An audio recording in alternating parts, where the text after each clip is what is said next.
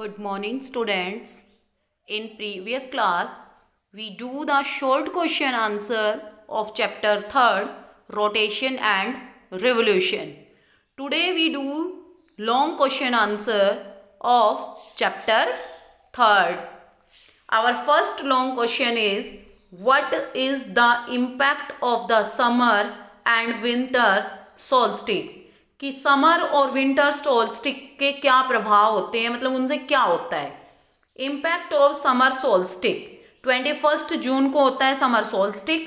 The rays of the sun fall directly on the tropic of cancer. The days are longer and nights are shorter in northern hemisphere. कि क्या impact पड़ता है कि जो raise होती है सन की, जो सन का जो किरणें होती हैं वो ट्रॉपिक ऑफ कैंसर पे डायरेक्टली पड़ती हैं, और जो दिन होते हैं वो इस टाइम पे लंबे होते हैं और जो रातें होती हैं वो छोटी होती हैं उत्तरी गोलार्ध में, नॉर्थ हेमिस्फीयर में. इम्पैक्ट ऑफ विंटर सोल्स्टिक 22 दिसंबर की जो विंटर सोल्स्टिक है उसका क्या प्रभाव है या उससे क्या होता है, तो वो 22 दिसंबर को होता है. The rays of the sun fall directly on the tropic of Capricorn. The days are longer and nights are shorter in southern hemisphere.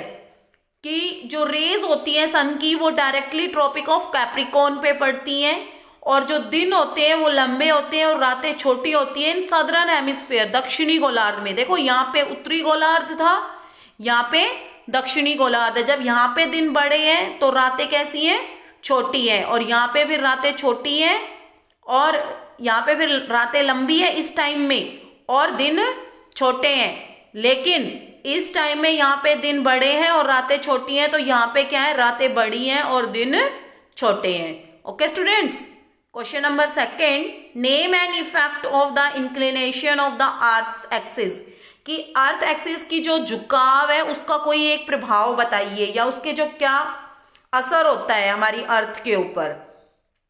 An effect of the inclination of the earth's axis is the earth is tilted on 66 1/2 degree and the earth revolve around the sun. कि जो अर्थ 66 1/2 degree पे झुकी हुई है और अर्थ क्या करती है, रिवोल्व करती है सन के around. By this motion we get seasons. The seasons are summer, winter, spring and autumn. और इस मोशन से क्या होता है, इंक्लिनेशन है तभी क्या होता है, अर्थ रिवोल्व करती है और रोटेट करती है. अर्थ जो अपनी अर्थ है वो रिवोल्व और रोटेट टू मोशंस करती है. तो अर्थ जब 66 1/2 डिग्री पे झुकी हुई है और रिवोल्व अराउंड द सन करती है तो उससे क्या होते हैं, सीजन्स बनते हैं. और ये सीजन्स कितने हैं, 1 summer, 2 winter, 3 spring and 4 autumn. Our third question is differentiate between autumnal and vernal equinox. Vernal मतलब स्प्रिंग यूक्निक्स, ऑटोमनल और वर्नल. इट ऑक्योर्स ऑन 23 सितंबर की, ये कब होता है, 23 सितंबर को होता है. इट ऑक्योर्स ऑन 21 मार्च, ये 21 मार्च को होता है. Sun rays are in transition from the northern hemisphere to southern hemisphere. की जो सन रेज होती हैं वो नॉर्दर्न हेमिस्फीयर से सदर्न हेमिस्फीयर की तरफ टर्न होने लग जाती है. मतलब कि अभी तक तो वो नॉर्दर्न हेमिस्फीयर में ही गिर रही थी, लेकिन इसके बाद से अब क्या होगा, वो सदर्न हेमिस्फीयर में जाना स्टार्ट कर देंगी ज्यादा.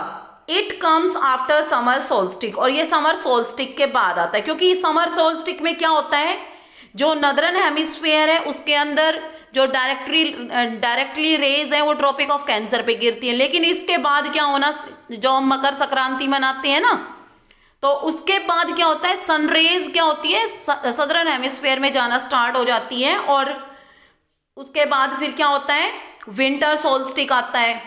तो ये अब है vernal. It occurs on 21 March, ये 21 मार्च को होता है. Sun rays are in transition from the southern hemisphere to northern hemisphere. कि जो रेज हैं अब तक ट्रॉपिक ऑफ कैप्रिकॉर्न पे डायरेक्टली गिर रही थी, लेकिन अब क्या होता है, वो टर्न होके नॉर्दर्न हेमिस्फीयर में आना स्टार्ट हो जाती है. इट कम्स आफ्टर विंटर सोल्स्टिक, और ये कब आता है, विंटर सोल्स्टिक के बाद आता है. Now our fourth question is, what is a leap year. Leap year क्या है.